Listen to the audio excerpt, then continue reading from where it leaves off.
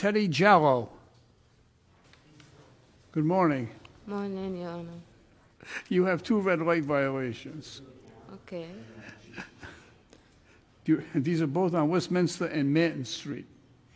Yes. You remember that? Yes, I do. Where are you from? I'm from Gambia in West Africa. Yeah. How long have you been here? 10 years now. 10 years? Yes. Yeah, what do you do? I came here as a refugee. Get close. I came here as a refugee, and in 2009, end of 2009, with my husband, so we co-founded the Refugee Dream Center. I don't know if you know about it. It's a non-profit that helps refugees after when they arrive in Rhode Island after 2 months. So that's where we picked up. We help with ESL, we do case management, and also we do like job search and just be their family when they don't have a family here.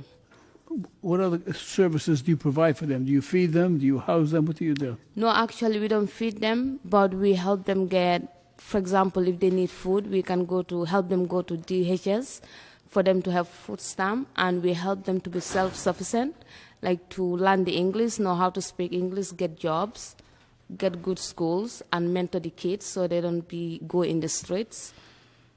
We do case management a lot. That's good. You're doing God's work, you know that. Yeah, during the COVID though, it's a lot of work. So what we do during the COVID, we like buy food, toiletries, all that, and then we deliver it in their houses. So when we come, we just call the person to come pick it in front of their doors. Yeah. Do you have any children? I have 2 kids. 2? Yes. How old are they? 9 and 8. Oh. Yeah. That's a handful. It is. 9 and 8. Plus whatever else you're doing. Now, where in Africa did you come from? What I area? came from Gambia, the smallest country Gambia? in Africa. Now, if you were to just summarize, what differences, if any, are there from living in Gambia and living in the United States? Well, it's a big difference. Living in the Gambia, I live with my family. I live with my friends that I grew up with. When I came here, I didn't have anybody. The only people that I know is the agency that brought me here as a refugee.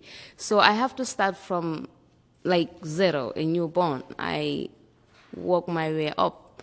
But there's a big difference. Like the opportunities that I have in the U.S., I didn't have them in the Gambia. Yeah. You know, and that's what we talk about in this country, is the land of opportunity. Exactly. The United States is the land. Remember in school, Inspector Quinn?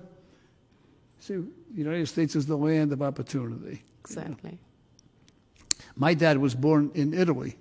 Oh, cool. And he came here, he was a fruit peddler. You know, he came here because this was a land of opportunity. He was a young man when he came here.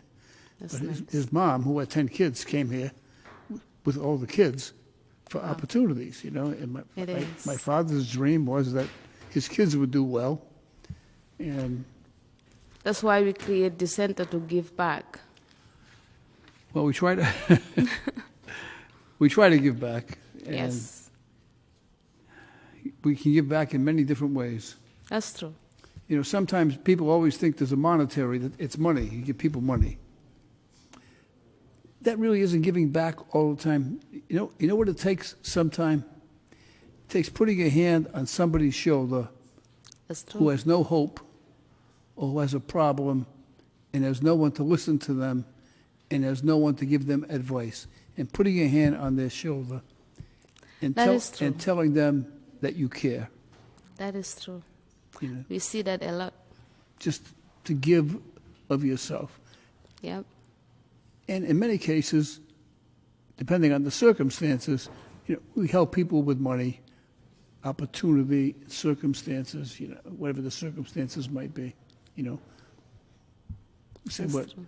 Food and lodging, right? Yep. Provide people with food and lodging. And a great deal of love and understanding. That's true. Okay, let's see what terrible thing you did. Carol, let's look at 729 first. It's red, and here she comes, and she did not stop, and she made a right-hand turn unread. Did you see that? I see that. I always make a mistake in that light. You always make a mistake on that light. Yeah. How many times you going to keep putting your hand on the hot stove? Right. Anytime I come there, One more I think- time, and that's it. I promise I won't do it anymore. All right, let's look at 508. Same location. Light is red. And there she goes. Oh, she just burned her hand again, Inspector Quinn. From the generosity of people who send in money, I'm going to have them pay you a fine to pay you back for all the good things that you do in helping others. The fine is $170, and I'm going to fine you $170, but we're going to use money from what I call the Philomena Fund. It's a fund that's derived from people from all over the world who send in contributions to this court for me to use my discretion. So I'm going to use my discretion today. So this will not go on your driving record. It will not go to your insurance company.